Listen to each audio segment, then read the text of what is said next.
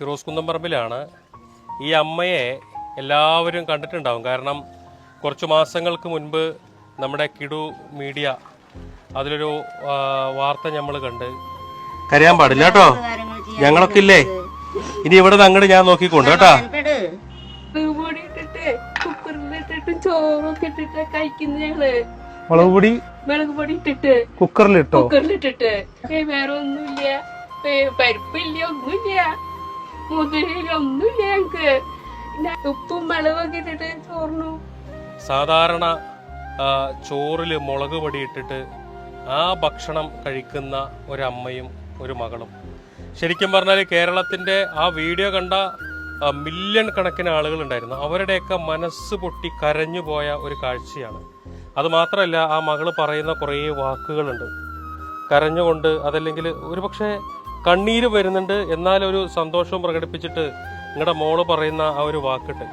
അത് ഓരോ മനുഷ്യന്റെയും മനസ്സ് തകർക്കുന്നതാണ്. കാരണം ഇന്ന് ഒരുപക്ഷെ ഭക്ഷണം കഴിച്ചിട്ട് ബാക്കിയുള്ള ഭക്ഷണം വലിച്ചെറിയുന്ന ഒരു സമയമാണ്. ആ സമയത്ത് ഒരുപക്ഷെ ഒരു നേരത്തെ ഭക്ഷണം പോലും കഴിക്കാൻ വഴിയില്ലാതെ സാധാരണ അരി വേവിച്ച് മുളക് പൊടിയിട്ട് കഴിക്കുന്ന ഒരു കുടുംബം. ആ വീഡിയോ കണ്ടപ്പോൾ രാത്രിയിൽ ഞാൻ ഉറങ്ങിയിട്ടില്ല.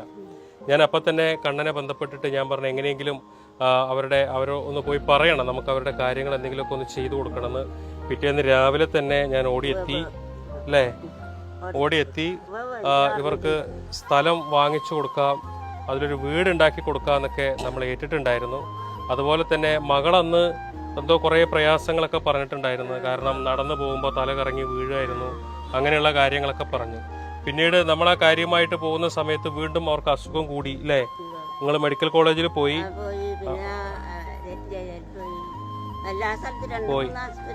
ആശുപത്രികളിലേക്ക് പോയപ്പോൾ അത് ക്യാൻസർ ആയിരുന്നു. ക്യാൻസർ ആണെന്ന് മാത്രമല്ല, അത് അതിന്റെ ലാസ്റ്റ് സ്റ്റേജിലേക്ക് പോയി. ഒന്നും ചെയ്യാൻ കഴിയില്ല എന്നുള്ളൊരു ഘട്ടത്തിലേക്ക് എത്തി. ഒരു പക്ഷേ ആ കഠിനമായ വേദന സഹിച്ചും ആ മകള് ഈ അമ്മയെ നോക്കി വീടിനകത്ത് ഇങ്ങനെ ഇരുന്നു. ഒരു പക്ഷേ ആ മരണത്തിന്റെ അവസാന സമയത്താണ് ആശുപത്രിയിൽ എത്തിപ്പെട്ടത്.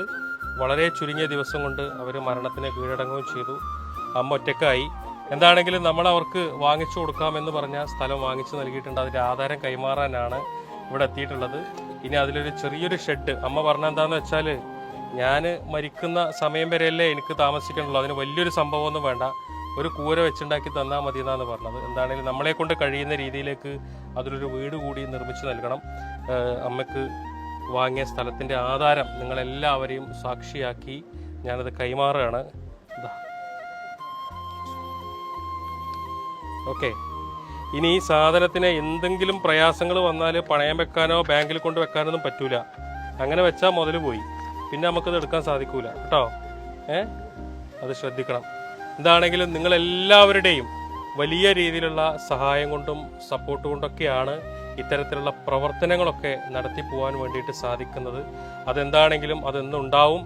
ഈ ചാരിറ്റി പ്രവർത്തനം എന്ന് പറയുന്നത്, ജീവകാരുണ്യ പ്രവർത്തനം എന്ന് പറയുന്നത് ശ്രേഷ്ഠമായ ഒന്നാണ്. അതായത് ദൈവം നമ്മുടെ മുന്നിലേക്ക് നൽകിയിട്ടുള്ള ഏറ്റവും ശ്രേഷ്ഠമായ ഒന്നാണ് ഈ ജീവകാരുണ്യ പ്രവർത്തനം. അത് അതുപോലെ തന്നെ കൊണ്ടു നടക്കാൻ സാധിക്കുന്നുണ്ട് എന്നാണ് എൻ്റെ വിശ്വാസം. ഞാൻ എപ്പോഴും പറയുന്നത് പോലെ ഇത്തരം ആളുകളെ ചേർത്ത് പിടിച്ച് ഇവരുടെ കണ്ണീരൊപ്പി ഇതുപോലുള്ള രോഗം ബാധിച്ച പ്രയാസപ്പെടുന്ന ആളുകളെ അവരുടെ സങ്കടങ്ങൾ മാറ്റി മുന്നോട്ട് പോകാൻ സർവശക്തനായ ദൈവം എന്നെ തിരഞ്ഞെടുത്തു, എനിക്കൊപ്പം നിൽക്കുന്നവരെ തിരഞ്ഞെടുത്തു എന്നുള്ളതിൽ ഒരുപാട് സന്തോഷം.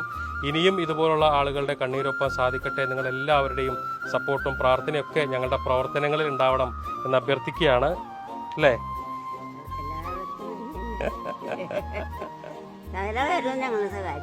അതുപോലെ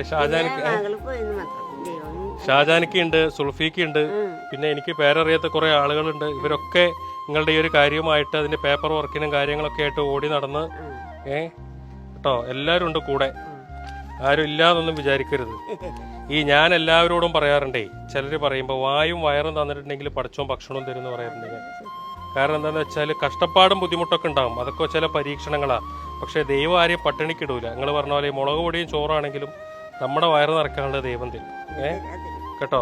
ഞാനല്ലെങ്കിൽ മറ്റൊരാൾ ആരെങ്കിലും ഒക്കെ നിങ്ങളെ സഹായിക്കാനുണ്ടാവും. ഞാൻ ഇരിക്കുന്നിടത്തോളം ഞാൻ എന്നെ കൊണ്ടാവണതൊക്കെ ഞാൻ ചെയ്തു തരും കേട്ടോ. നിങ്ങൾ പ്രാർത്ഥിക്കണം ഞങ്ങൾക്കൊക്കെ വേണ്ടിയിട്ട് കേട്ടോ.